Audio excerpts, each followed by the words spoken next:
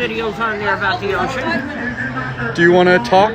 Sure, I mean, we can talk. Let's talk a little bit. Tell us your name again. Cindy. Cindy, we talked the other night. You live in the building. I do. You told us your story a little bit.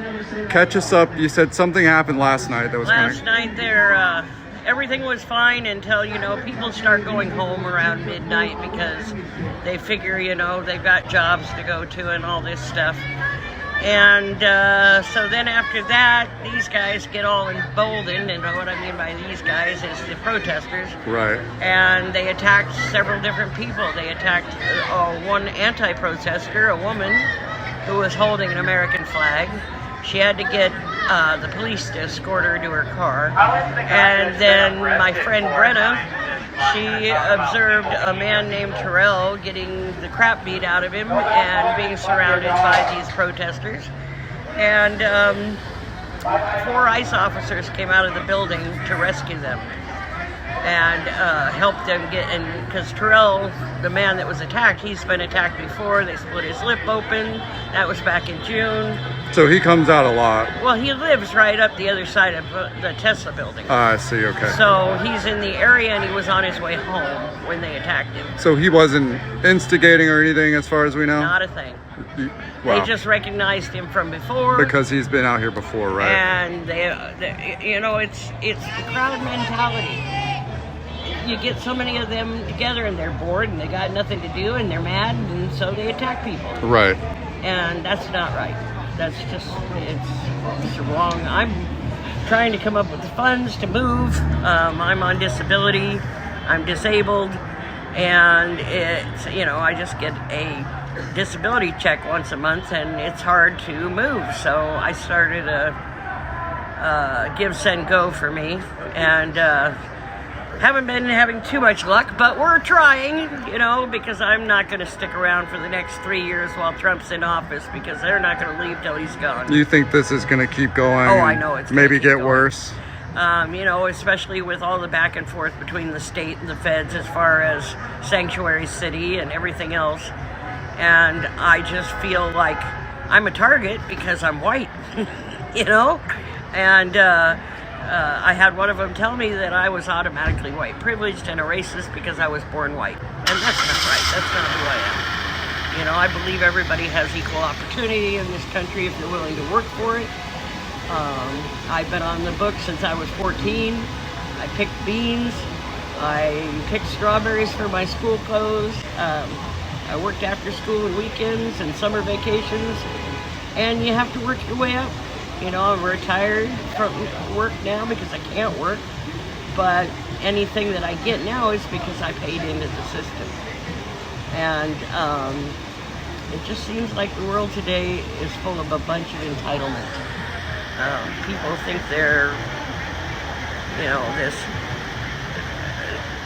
the rich have too much and the poor have too little. Well, everybody can make their way in the world if they work hard enough at it. But if you keep handing things to people, that doesn't give them an incentive to better themselves at all. And I'm not a communist. I believe that our country has worked well so far. You have the opportunity to be anything you want to be. And I don't care what the color of your skin is. If you work at it hard enough, I've known good friends that are judges that are black. My best friend is black. Hispanics are hardworking people. And I think if you do things to the law of the land, everybody could be happy. But don't expect people to just hand you things. That's my point.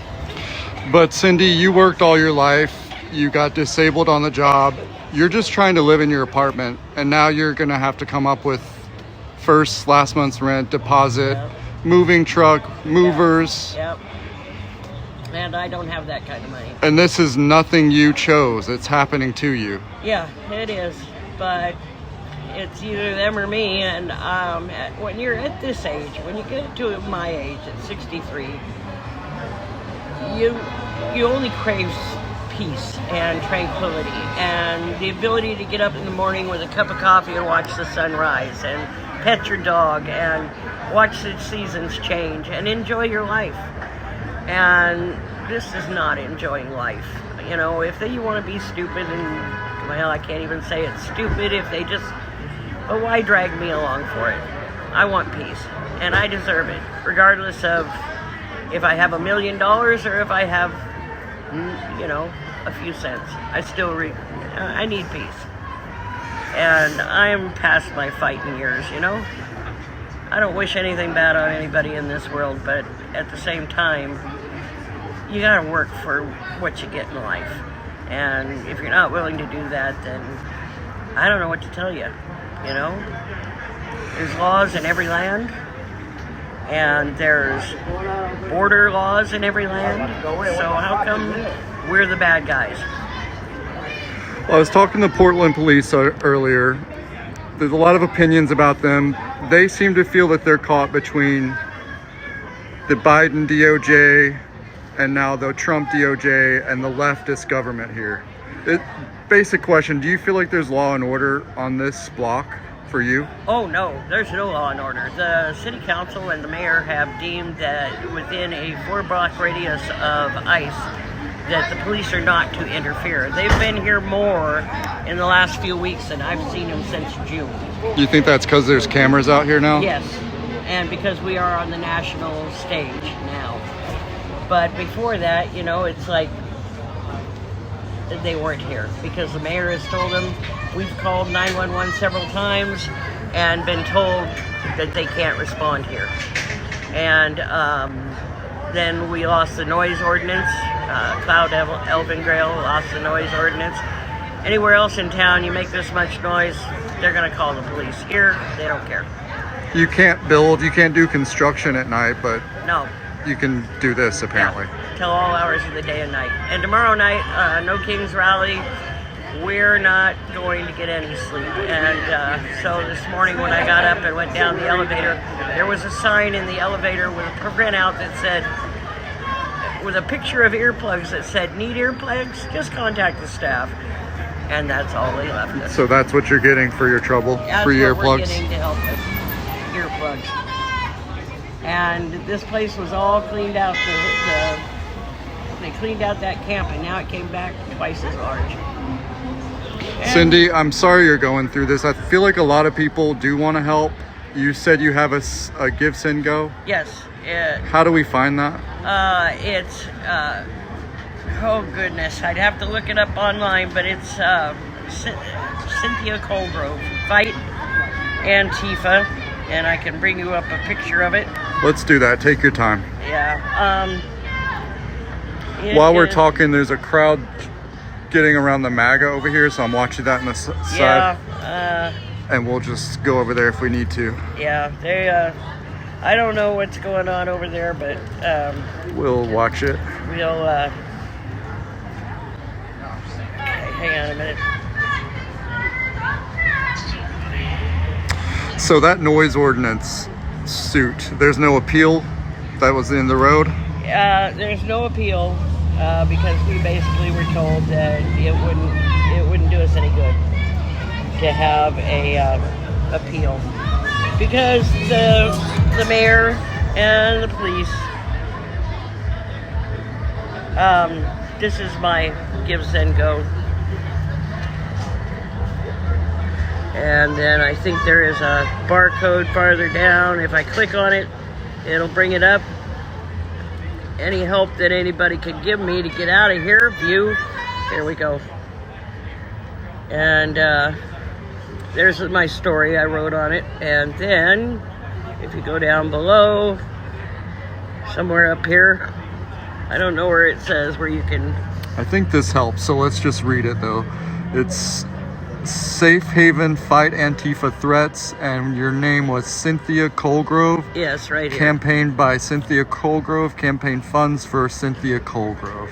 This is on givesendgo.com. Yes, givesendgo.com. And it's to help fight Antifa threats. And this would help you get some money to get out of this apartment, get some peace. I want some peace. I'll get that posted, the link, when we post up your interview, Cindy. I appreciate that. Anything would help, really, it truly would. I hate asking because I'm not the kind of person that I believe that I can do everything myself, but as I get older, I'm realizing I can't. And I need help. Well, this is, again, not something you asked for. No. This is not something, this is the city not having your back. True. You know, and I know the police, I've talked to several of them, I know they really do want to help, but their hands are tied. The mayor won't let them help us. The chief of police won't let them help us. So the fact that they've been down here so far, this last few weeks, has been a godsend, but their hands are tied. And here's the other thing that really bothers me about all this, is these guys scream about their First Amendment rights to sit out here and cuss and curse and call everybody names and everything else. Well, where's my First Amendment rights if I don't agree with you? Why does that make me a target of your abuse? That's what I want to know.